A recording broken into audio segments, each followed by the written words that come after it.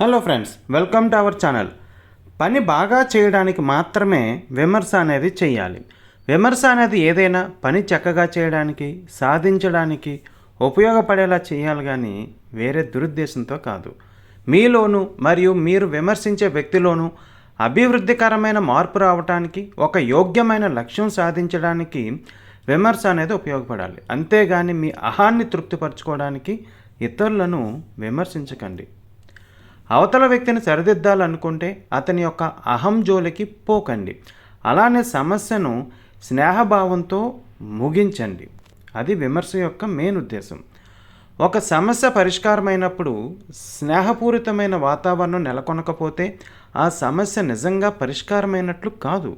తర్వాత మళ్ళీ మాట్లాడుకోవడానికి దాన్ని మిగల్చకండి. ఆ సమస్యను పూర్తిగా పరిష్కరించుకొని ఇంకా ఆ విషయం మర్చిపోవాలి. మరి మీరేమంటారు ఫ్రెండ్స్? మా వీడియోస్ అన్ని నచ్చితే లైక్ చేయండి, షేర్ చేయండి, కామెంట్ చేయండి, ఛానల్ని సబ్స్క్రైబ్ చేయండి, మా వీడియోస్ అన్నీ ఫాలో అవ్వండి. Thank you.